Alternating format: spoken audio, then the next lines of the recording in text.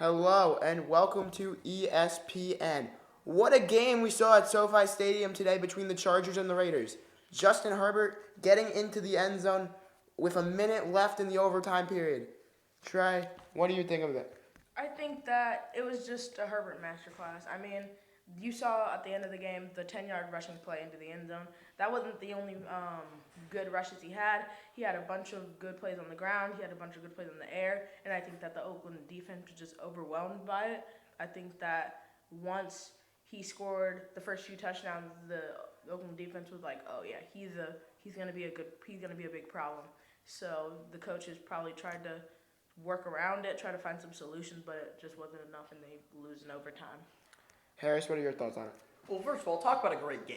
Last time these guys played, it was Thursday Night Football last season, and Easton Stick and the Chargers just got ran through by Aiden O'Connell and the Raiders. But tonight we had a great game, 30-24. Justin Herbert finding the end zone for the win. Talk about Justin Herbert, the MVP front runner through 6 weeks. Talking about a guy that's averaging 2.5 passing touchdowns per game. That's better than anybody in the NFL right now. He's leading the NFL MVP race by a mile. This guy in the Chargers, they had a horrible season last year. He got injured with the finger at the end of the year. But, through 6 games, he's been the best quarterback in the NFL, and I'd like to see that for the weeks to come. What a great game at SoFi. We are now joined by the overtime hero, Justin Herbert. Justin, thank you for joining us here. Appreciate you guys having me. It was a fun one today. Justin, your team faced adversity early on, being down early. How did your team overcome that adversity? Well, it's just when you're surrounded by a great group of guys like we are, and knowing that we have it in ourselves to come back. Being down 20, we were never really looking at the scoreboard. It's just, okay, how can we make this next play? How can we make this next play?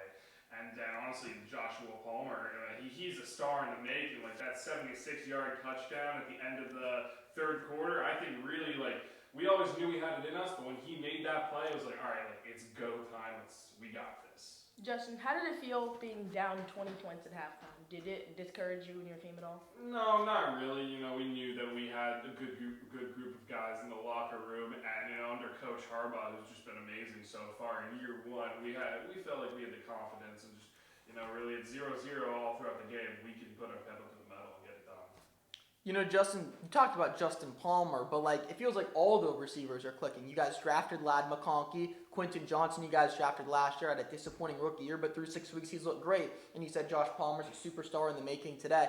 What is the difference between last year and this year, where the receiver group is finally clicking? There's no secret. We had some good group of guys last year, some good veterans also. So it really puts a lot more pressure on the younger guys, and they'll never speak to what the type of pressure is because they're all so hardworking, so focused on what they do. But they come in and they're already acting like seasoned pros, Ladd, QJ, JP. These are guys who could be in the league a long time, and I'm excited to see how they continue to build on today's performance.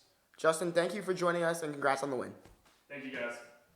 So we will head to commercial break. After, we will discuss how the Chargers keep their winning streak going and what's next in their schedule.